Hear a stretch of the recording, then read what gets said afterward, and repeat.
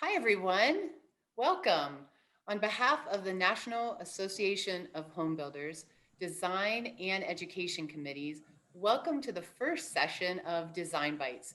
We're so happy that you could join us today, and we have 15 minutes to give you some fabulous information. So we are going to start right now. So the first thing is we have an NAHB disclaimer, and this is about all the time we have to go over this. So if you have any questions about this, you can contact me personally later, and I will share this screen with you. So let's get going. I'm Dawn Duhamel, and I am the Director of Business Development for Possibilities for Design. We are a national interior design firm and work with builders and developers to design models, clubhouses, and multifamily spaces coast to coast. You will also be hearing from our President and Creative Director, Doris Perlman, who is the current chair of NAHB's Design Committee. During our session today, if you have any questions, please put them in the chat box and we will address those at a later point in time on the Best in American Living blog. Our topic today is Spaces for Joy.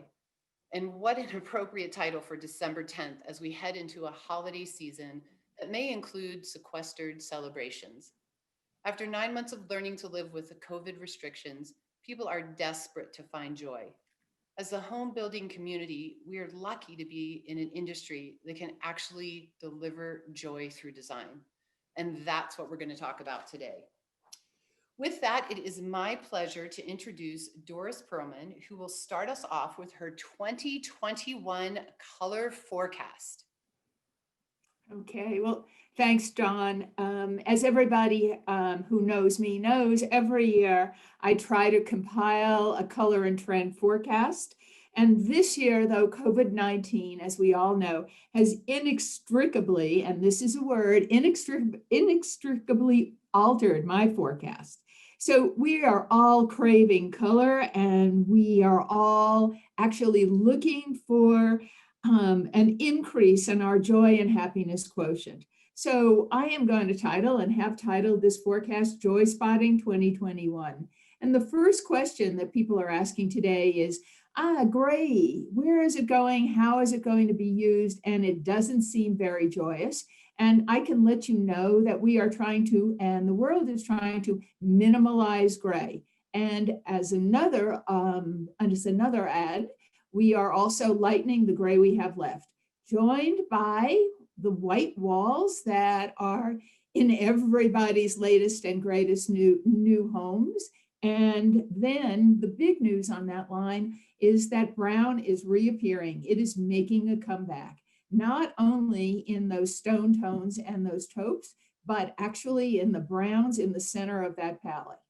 Last but not least on that line, we are talking about woods. Woods are every place, and they are primarily lighter tones. We are seeing also some cherry tones that are slightly deeper, but probably you're not going to notice a lot of very, very dark woods. Moving to the second line, metals are there, and we are using them.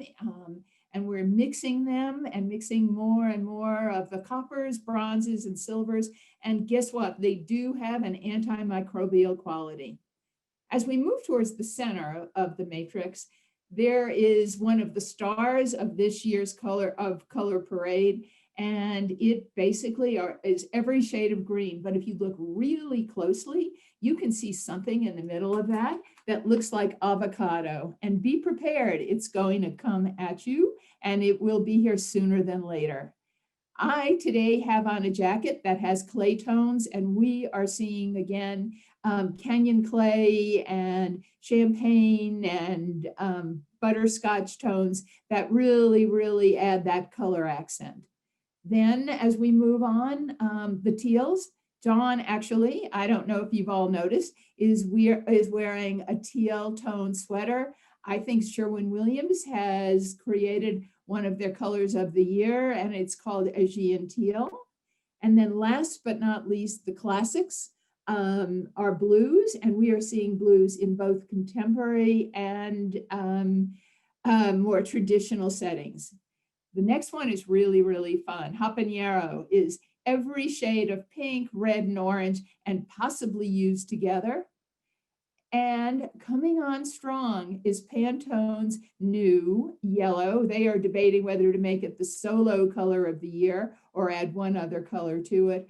But as I understand it, yellow used in small tones helps actually increase serotonin levels, which will, again, create a mood altering effect. And last but not least, we are seeing pastels. They are a moment in time, and they do give you kind of a sanctuary effect. Moving on right now. So the first palette that we're going to talk about again is Nature's Way. And what we're really seeing is that we are craving a contact with nature. It really does make you feel better. It lifts the mood. And so as you can see, green is one of the stars of this palette, combined with all those wood tones, brown tones, and the canyon clays one more time. And this palette really creates what is known as a biophilic design effect, and it will renew, comfort, and heal. All right, our vendors have responded, and what they are telling us is that on the top left, we see Dow's new edition of something called River Marble, and it does strangely have a really brown tone. Next is a standard in their palette, and Marble Attaché we've all been using for quite a few years. It is great, but notice the geometric tile that is called Vivified. There it is, green one more time, combined with the last dot, which is Emerson wood. My favorite part of this slide, though, is that green sofa. Messenger green is what it is all about. And we are seeing a real kind of cry, a hue and cry for furniture that is not white and not gray. So there it is. One more time. As you look at the lighting there, Progress has come out with a kind of an artisanal look, and that part of their line is designed by Jeffrey Allen Marks. I love that pendant. It really is fun and exciting. Restoration Hardware has a fixture that actually is made out of tile. Last, on the right-hand side is a living wall. I would love to incorporate one of those either on the inside or outside of my house. And then leather chairs and wood slice cocktail tables kind of finish the look. So moving right on one more time, we have one of the designs that I really love, and it features, again, many of the things that we have seen in that natural biophilic slideshow or slide deck. And notice on the left, the wood ceiling. Also, shapes are important. So if you look down at those octagonal mirrors, what they are creating is kind of a bit of whimsy, making us kind of hark back to our childhood. And the round and octagonal shapes are really important to raise spirits. Last but not least, we have a master bedroom that has, again, a wood wall as a great accent and a bar that does just about the same thing. So moving right on from that, we're going to go into Dawn's little bit of the over the rainbow effect. Hi, everybody. Our next palette is Over the Rainbow, and this is specifically important because of after the COVID storm and after everything that we've been dealing with during this process. This palette is all about hope, optimism, and self-expression. And as we've discussed, we really can't ignore the COVID influence. And here it tells a story about the desire to find happiness through color. While we see this in all consumer segments, we have found this to be most popular with the millennial buyers. So if you see in the top corner here, especially as we're looking at model homes and ways to display the color, when you have a solid white canvas like the top left, this is a perfect way to layer on a bright color. In the center, you'll see a blue sofa. We are just seeing a big trend for millennials to really love this whole concept of expressing themselves through furniture, specifically in bright, vivid colors, specifically in fabrics. Um, in the center of the screen, um, what I'd like to show you is, or I'm sorry, on the top right is the yellow that Doris talked about. The Pantone color of the year is actually called illuminating, and it is yellow. And if you're asking yourself, are we sure? We're sure. Carefully used yellow is really upbeat nature, and it's just like you can create a little bit of sunshine, which we all need during kind of these COVID times. And we're seeing it emerge in fashion as well. So look for yellow to be an emerging color. In the bottom left, I mean, what says retro joy even more than a watermelon refrigerator? So we love that. And then moving along the bottom, if you look in, we're seeing mosaics in tiles as color. So we're seeing pieces of tile with multiple colors in them. And this blue tile that you're seeing here is a Dow tile. It's called Portfolio Confetti in electric blue terrazzo. A couple of other things to go along with color. This oven is KitchenAid, so we are seeing color and especially blue everywhere. And the last thing I want to talk about that's just kind of fun is see this van here. We actually have someone in our office who's taken a road trip, and this is the actual van that she rented.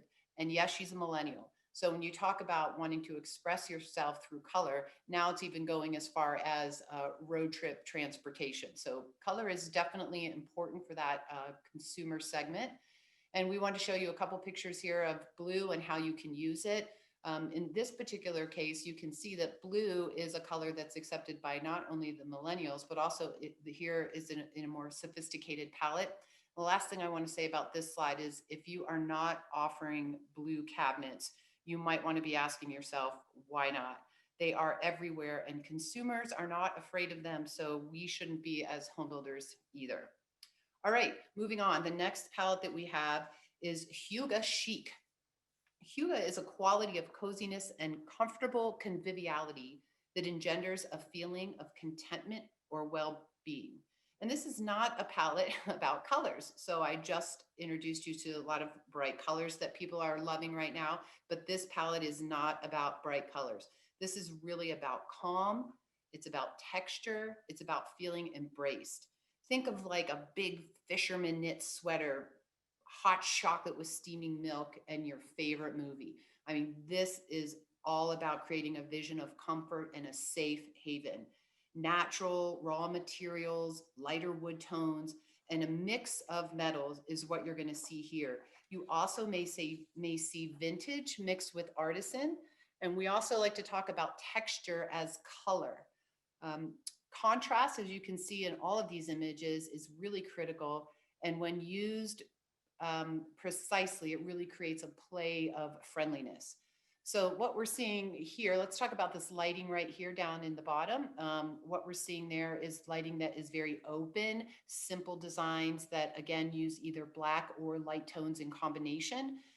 So this pendant features an open weave and a natural finish with a black metal connection. So that is like perfect.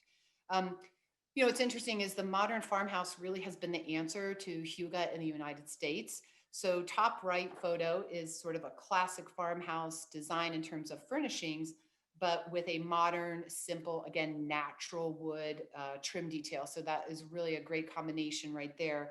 And then wanted to talk to you about the center of the screen with these tiles. These are also Dow tiles.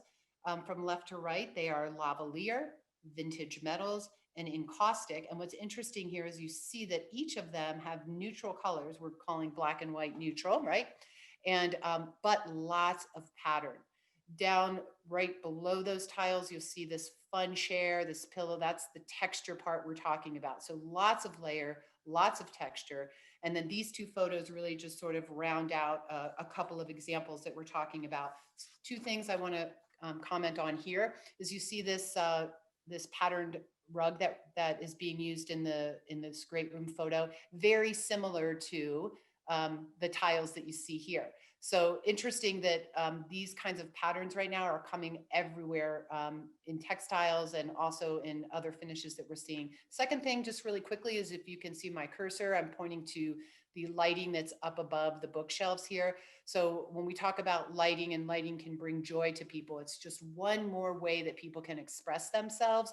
So hopefully you're offering some opportunities for people to really have choices in their lighting. And this is just a fun detail that almost acts like an accessory in the room. So moving on to our last, I'll turn it back over to Doris.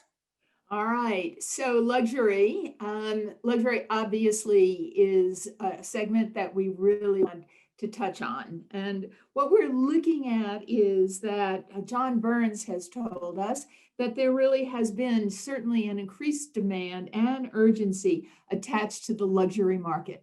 And the question is why? Well, technology has allowed every executive in the world to have an at-home office and work comfortably from home. But if you're stuck at home and you have unending resources, then why not change, improve, and make your environment really a resort space that you want to live in? So again, how about everything that I have on that screen there? And I love it. In the upper left-hand corner, there is a white on white kitchen. Downs view, again, if you want to see the latest and the greatest, straight, minimal lines, hardware that is recessed, and really an elegant, elegant look. Next, below it is GE, who is getting actually into the luxury market. That fridge is a cafe edition. It is white on white and can also be attained in matte black. And the faucet, I love the faucet because it is called and sensei or sensate, not sure. And basically it is voice activated. So you can just walk up there and command and it would be great. Below it, a pendant that again allows cut crystal to kind of get involved in the world of kitchens, commercial ranges, and one more pendant from Restoration Hardware that has those vertical, almost teardrop cylinders. If you again want a kitchen that is all wood and double islands, we can arrange that for you too. But my very favorite piece of this is pie and luxury in the sky, because that kitchen in the upper right-hand corner starts out being just about the most exciting thing I've seen in a long time. The book match stone over the fireplace, over the stove. That's how much I know about cooking, right? And the dark wood cabinets with metal edgings and stripes going through it. What more could anybody want except large veined marble tiles? So all can be purchased and looks just like a resort here. So moving on, I think the bathroom has become a place that you really want to spend lots and lots of time in. So backlit onyx and my freestanding tub, I just can imagine spending hours there. But as I think about what I'm going to actually wash my hands and face in, how about a hand-painted vessel sink? There is one white and beige, and below it another one bicolor that adds more of that Aegean teal. Notice